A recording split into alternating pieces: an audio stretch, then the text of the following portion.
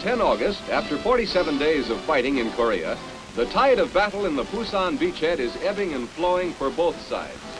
United Nations forces are dug in along a 120-mile perimeter. Communist troops, still outnumbering ours more than 2 to 1, have thus far failed in their objective to drive UN forces into the sea or destroy them before we can take the offensive. At the southern end of our beachhead, Task Force Keene, consisting of units of the 25th Infantry Division, the 5th Regimental Combat Team, and the 1st Marine Brigade, are driving toward Chinju in our first offensive of the war. This counteroffensive throws back the Reds, who are about to launch a major attack only 35 miles from Pusan, key port for the entire beachhead. Southwest of Taegu, U.S. troops are reducing a communist bridgehead. South of Waiguan, U.S. troops are containing another bridgehead. North of Waiguan, a counterattack by South Korean troops pushes communists back across the river. Along the northern perimeter, west of Wisong, communists compel South Koreans to withdraw. At Pohang, Red troops have broken through the perimeter, threatening that port city and its airfield. However, to the north, South Koreans have recaptured Yeongdeok.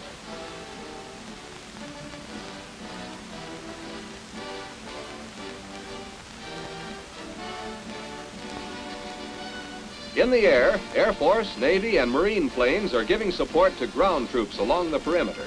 They also blast communications and military-industrial targets from Taegu to the North Koreans' northern border.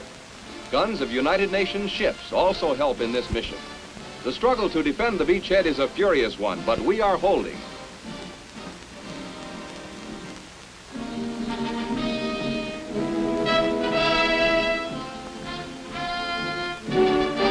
On 24 August, on the central sector, which is concerned with the defense of Taegu and the Naktong River line, engineers have built a pontoon bridge across a tributary of the Naktong. This pontoon bridge serves for the use of lighter vehicles and foot soldiers. But with increasing supplies moving in, there is need for a heavy equipment bridge. South Korean civilian labor is employed. Although in many sections, primitive native tools are still used, and although U.S. engineers depend greatly on Korean manpower, there is a change now since the early days of the war. Heavy construction equipment is becoming a familiar sight. An accumulation of this type of equipment, necessarily second in priority to arms and ammunition, is an indication of the vast bulk of supplies that are now being received.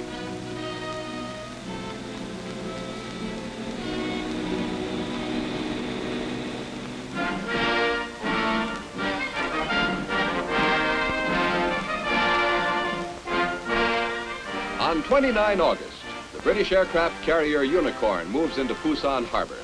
On deck are British troops bound for the Korean battlefront. Within a week, they are rushed to fight alongside 1st Cavalry troops east of Waiguan to help stop a threatened breakthrough along the Naktong River. These troops are the first infantrymen of a foreign nation to join in the United Nations police action. They are members of the Argyll and Sutherland Highlanders, composed largely of Scotsmen and the Middlesex Regiment, most of whom hail from the London area. Almost all of these Britishers have served in Hong Kong for 6 months, where they underwent rigorous training in hilly country very similar to that of Korea. Except for the 3.5 bazooka, U.S. supplied rations, these Britishers will use their own weapons and supplies. Their uniforms are jungle green, with only the regimental pipers wearing the kilts, which won the Scots the nickname the Ladies from Hell.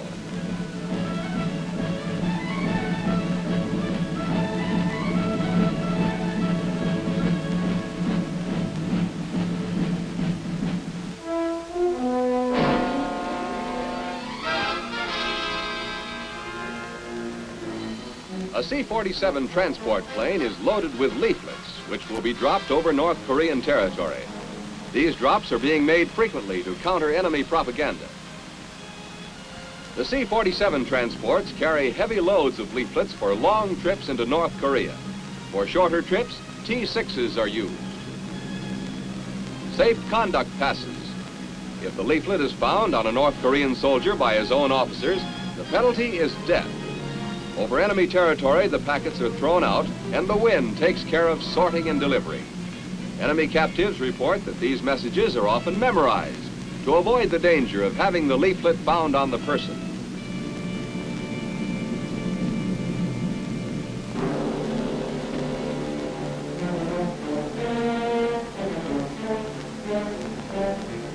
On 30 August, the Reds are gaining in the south and in the central sector, but in the northeast near Pohang, United States and South Korean units are holding their ground against heavy opposition.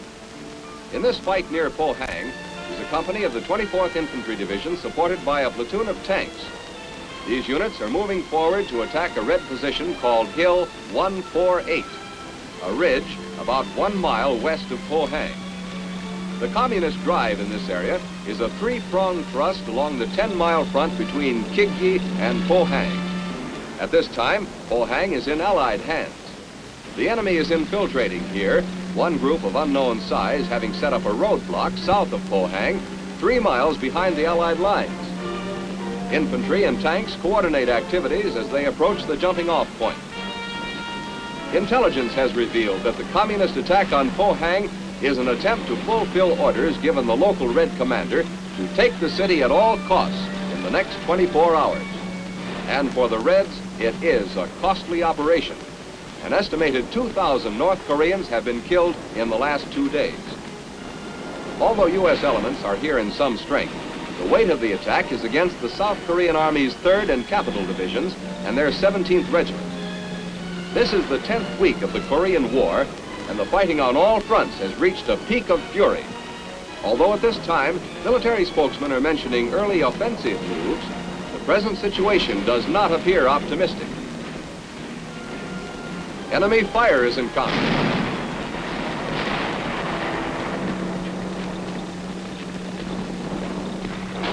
Information goes back to the company commander. The CO's orders come forward. The attack on Hill 148 is about to begin. The attack gets underway, slowly at first, and then with an increasing firefight. This is one small action in the big fight that is raging along the entire 150-mile front in Korea. A few miles of territory changes hands again and again. If the Allied line cracks at any point, the whole Pusan beachhead can be lost.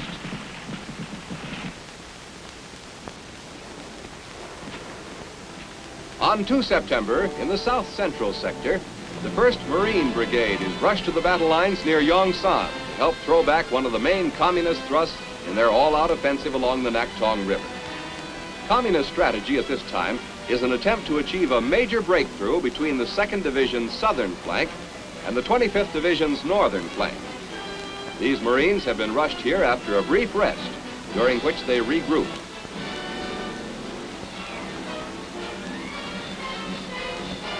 The Marines move up the high ground they must retake to secure their sector of the counterattack.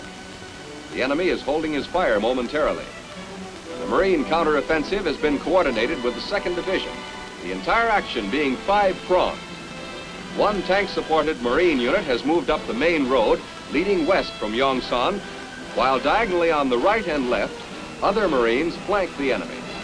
Farther to the right and left, tank-supported 2nd Division troops advance in wide encircling movements. Marines run forward as the enemy opens fire.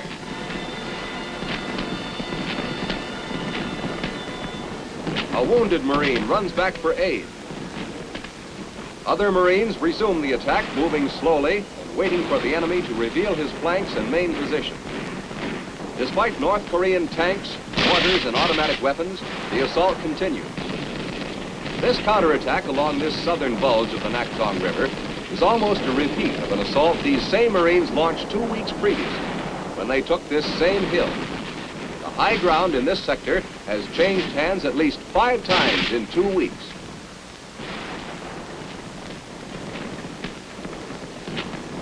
The Marines form a base of fire to drive the enemy off.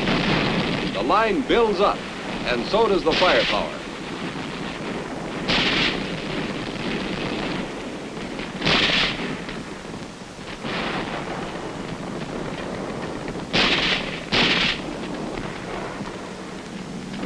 Meanwhile, overhead, Air Force and Marine Corps planes support the ground troops.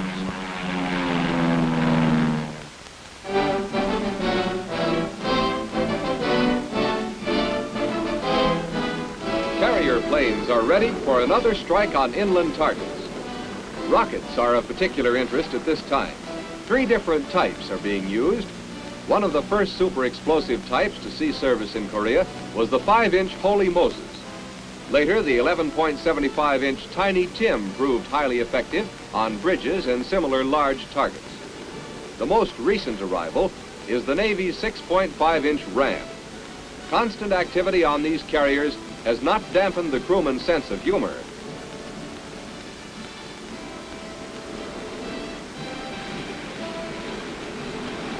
It is noteworthy that the Ram rocket set a speed record for production. From its conference room conception to its appearance in combat, it took only 24 days. Aerial missions of the Navy and Marines often include both strategic and tactical action in the same strike. In the relatively small area of Korea, targets of opportunity count heavily.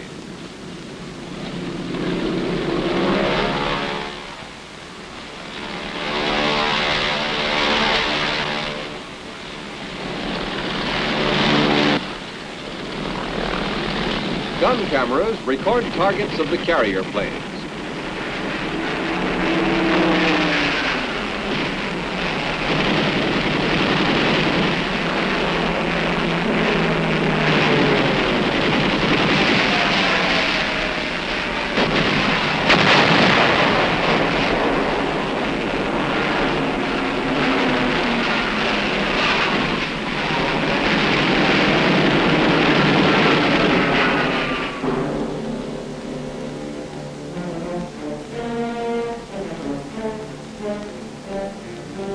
Iwakuni, Japan. A B-26 raid is in preparation during the week of 6 September. The B-26 is armed with 16 50 caliber machine guns. These guns are electrically operated, and a single gunner can bring many of them to bear on the same target at once. The B-26 can carry a 5,000-pound bomb load, or 5 of these 1,000-pounders. With these bombs, plus napalm, plus the heavy firepower of the machine guns, a B-26 flight is a formidable attacking unit. These planes have seen constant use in the Korean War, their targets ranging from strategic industrial areas in the north to tactical areas along the battle lines in the south. The B-26 is classified as a light bomber with a speed of more than 350 miles an hour.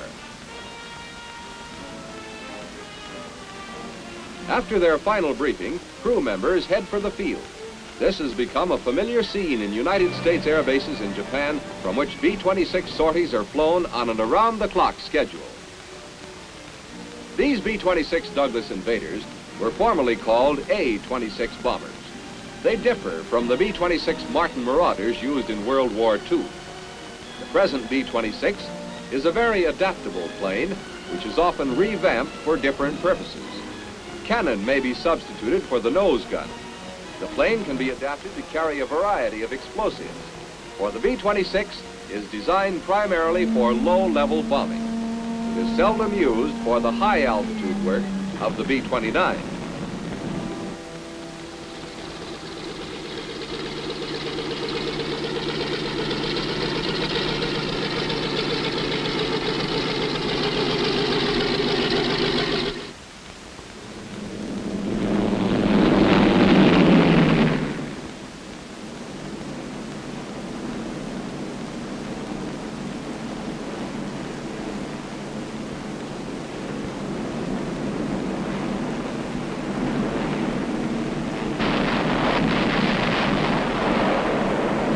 These targets are in the area of Seoul during the first week of September.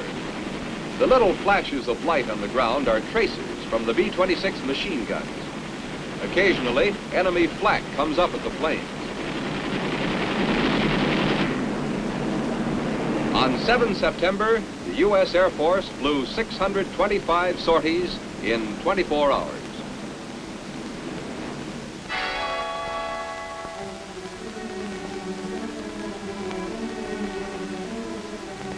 On 15 September, dawn breaks off the island of Walby.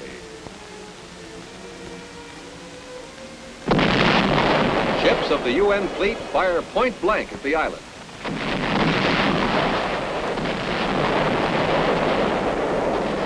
Rockets join the softening up process.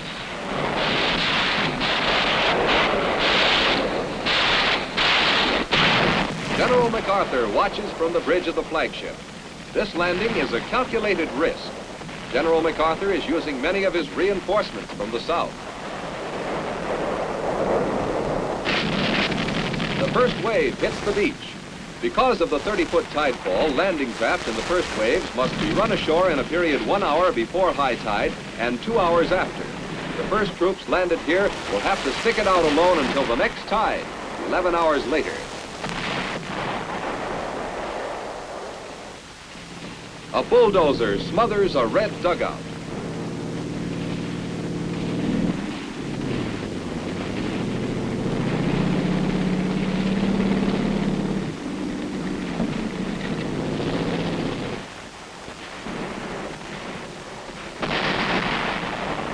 A firefight begins. All the Reds haven't been driven off by the bombardment. Captives are stripped to prevent concealment of weapons. Others are a little more formal.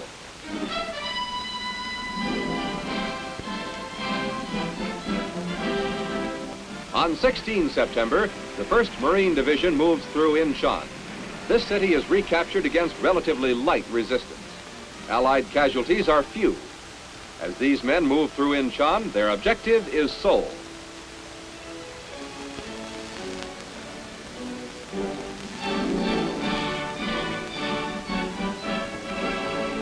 There are 2 Allied moves on Seoul, one from the south and another sweeping around from the north across the Han River.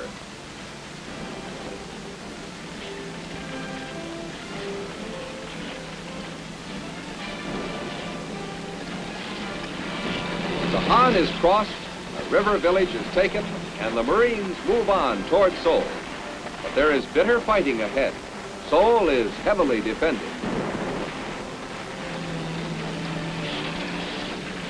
As these vehicles move on toward Seoul, the Marines have a message for the Reds. Enjoy yourself. It's later than you think. During the 6 weeks between 10 August and 20 September, the period covered by this combat bulletin, there were 3 main phases in the Korean fighting. On 10 August, reinforced United Nations forces were dug in to defend at all costs a beachhead perimeter bounded by the Naktong River. We could withdraw no farther, could no longer trade space for time if we were to hold our beachhead and the vital supply port of Pusan. Communist forces were threatening Pohang, Taegu, and Masan in their drive at Pusan. We had launched our first counterattack from Masan toward Chinju to stop the most dangerous communist drive.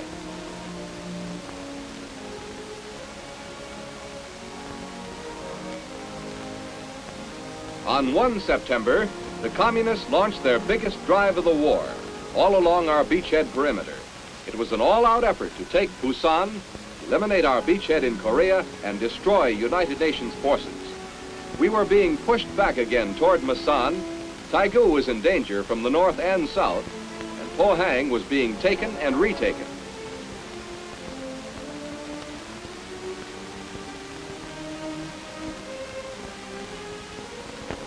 By 20 September, the tide of battle had changed completely. 5 days previously, U.S. Marines had made an amphibious landing at Incheon, 150 miles behind the enemy lines. The enemy, still pressing his all-out drive for Pusan, was suddenly cut off from his supplies.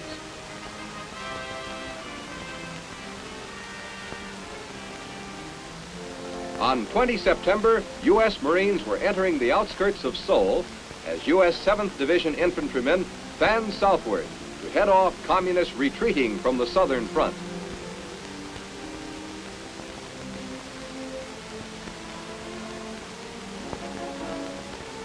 On our southern beachhead, United Nations forces were crossing the Naktong River and moving ahead everywhere.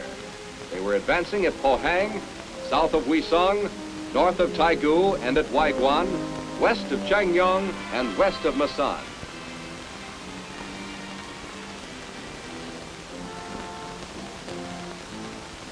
We had held our beachhead. Now we were on the offensive, and it was the beginning of the end for the communist invasion of South Korea.